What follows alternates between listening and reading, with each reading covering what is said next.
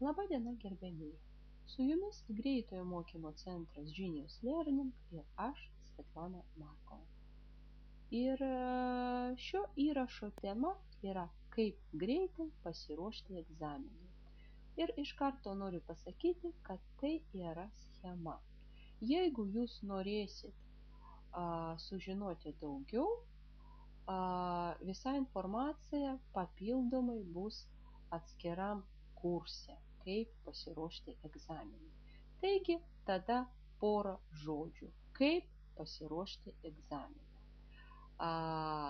Visų pirma, norėčiau pasakyti, kad gal daugelis iš jūsų ir žino, kaip pasiruošti, kaip tai padaryti. Gal daugelis iš jūsų neišlaikė ir ne vieną egzaminą.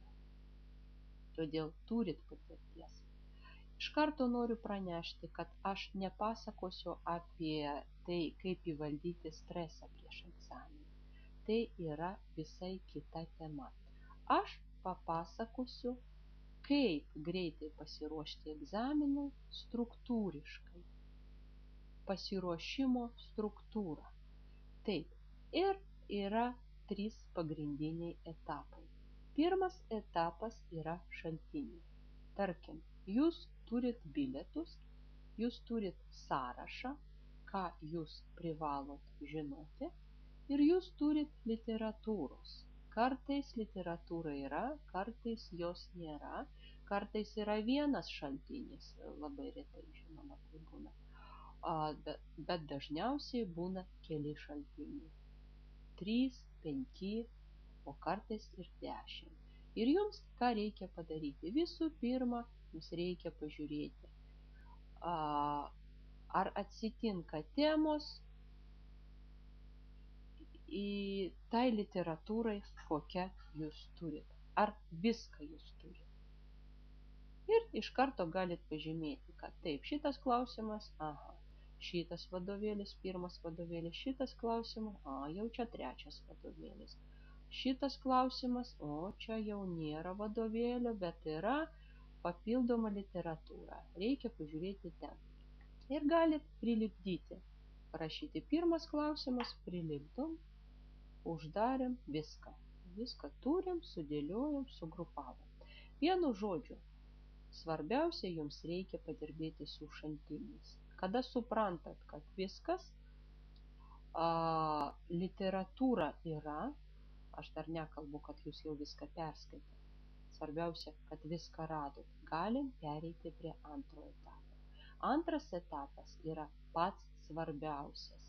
Ir aš labai rekomenduoju atkreipti į šį etapą dėmesį. Tarkim, yra egzamino tema. Kokį egzaminą laikot? Tai nėra svarbu. Tarkim, ekonomikos egzaminas. Ir mes rašom va čia viduryje.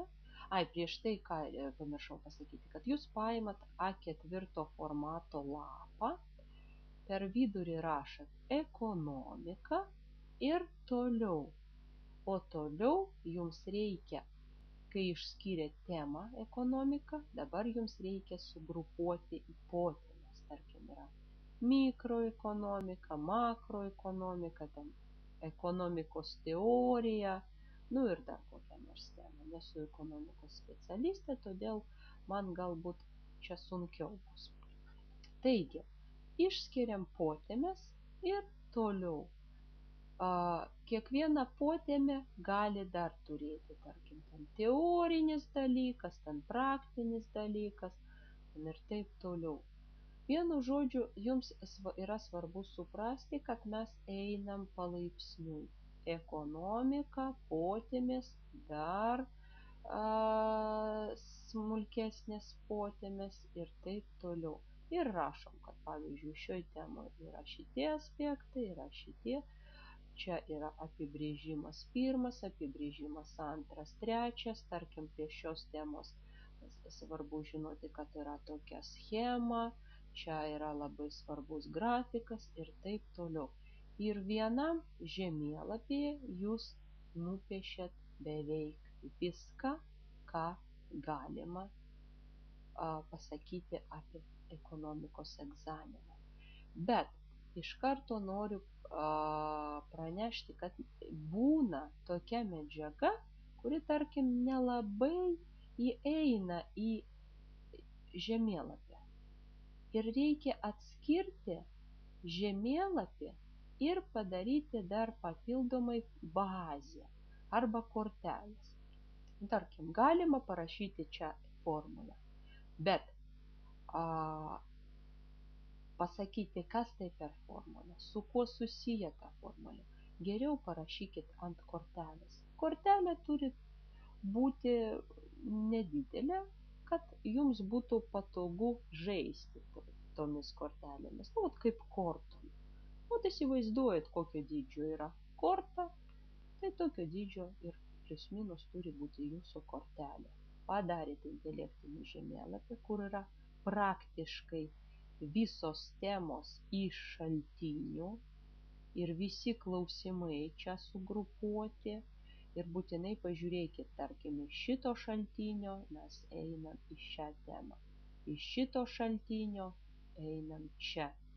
O kartais būna, kad ir čia, kad iš visų šaltinių mes kažkiek galim papildyti ir tada jau tas mūsų žemėlapis tampa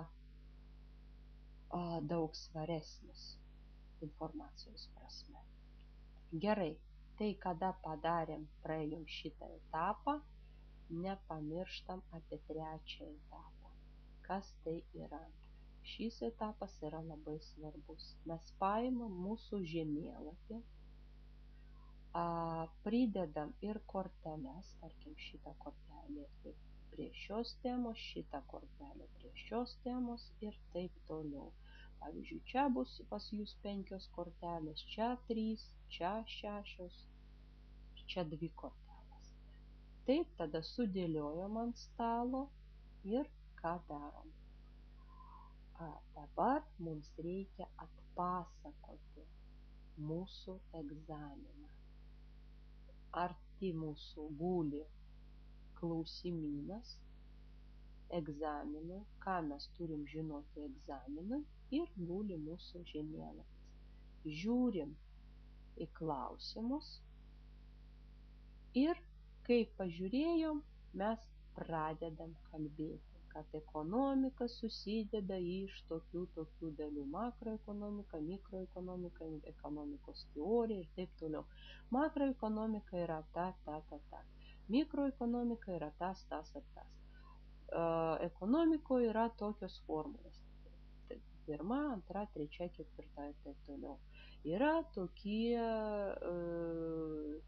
ekonomikos populiariausi grafikai. Toks ir toks. Ir taip toliau.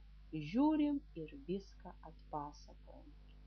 Ir paskui grįžtam prie mūsų klausimyno, žiūrim, ko dar nesupratom arba ką pamiršom papasakoti ir vėl grįžtam čia. Kai atpasakojom, kai sugebėjom tai padaryti, tai reiškia viskas. Taigi 3 etapai. Reikia atrinkti šaltinius, padaryti, intelektinį žemėlapį, bazę prie to žemėlapio ir atpasakoti. Ir tada dar rekomenduoju 5 kartus dar pakartoti. Jeigu turit 5 dienas, tai kiekvieną dieną pažiūrėjote žemėlapį, pakartojot, po 5 dienų jokio vargo, jokio streso, ateinate egzaminą ir viską puikiai išlaikot. Sėkmės jums! Laikykite egzaminą struktūriškai, taisyklingai. Ačiū už dėmesį.